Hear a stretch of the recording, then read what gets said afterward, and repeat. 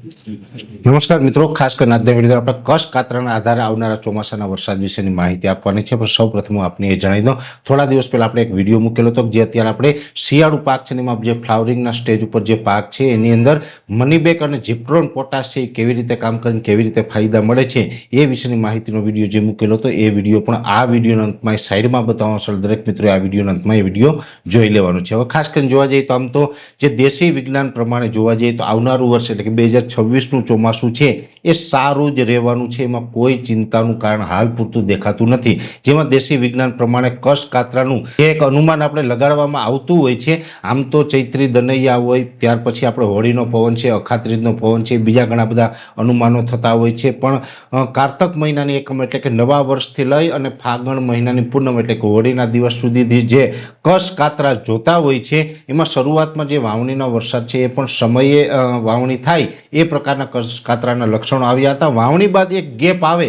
એવું પણ એક કચ્છ કાતરાનું અનુમાન આવ્યું છે. જોકે આ કચ્છ કાતરાનું અનુમાન છે, બીજા અનુમાન પ્રમાણે થોડુંક પ્લસ માઇનસ થઈ શકે છે. પણ ખાસ કરીને જે છેલ્લા અત્યારે આમ તો ફાગણ મહિનાની પૂનમ નજીક છે, 4 માર્ચે આપણે આમ તો હોળી ગણાશે અને હોળીનો પવન પણ સંકેત આપશે. પણ હવે અંતિમ ચરણમાં જ્યારે પણ આ કચ્છ કાતરાનો રાઉન્ડનું જે એક માહિતી ચાલી રહી છે એ મુજબ જોવા જઈએ તો અત્યારે પણ છૂટાછવાયા કોઈ ભાગની અંદર કચ્છ થવાનું ચાલુ છે અને આ કચ્છ કાતરા છે હોળી સુધી ચાલુ રહેવાના છે. એટલે આનો સંકેત એ આપી રહ્યું છે કે 2026નું ચોમાસું છે, આવનારું ચોમાસું છે એની અંદર છેક સુધી સારા વરસાદ થાય તેવા લક્ષણો કચ્છ કાતરાના આધારે અત્યારે મળી રહ્યા છે. ખાસ કરીને આવનારું ચોમાસું છે એ ચોમાસા દરમિયાન તો આપણે સારા વરસાદના રૂપમાં લાભ આપશે, પણ સાથે સાથે શિયાળુ પાક થાય, ઉનાળુ પાક થાય એ પ્રકારનું એકદમ ટનાટન ચોમાસું રહે તેવું પણ દેશી વિજ્ઞાન પ્રમાણે અત્યારે લાગી રહ્યું છે. અને આધુનિક વિજ્ઞાન પ્રમાણે જોવા જઈએ તો અલગ અલગ પેરામીટરના આધારે પણ આપણે એક અનુમાન આપેલું છે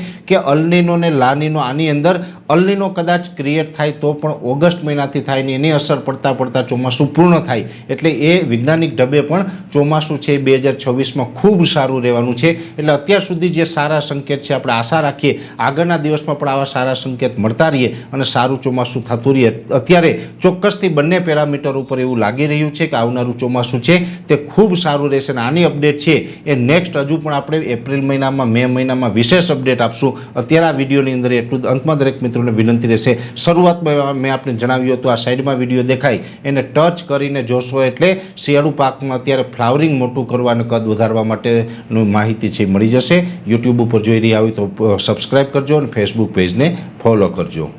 નમસ્કાર.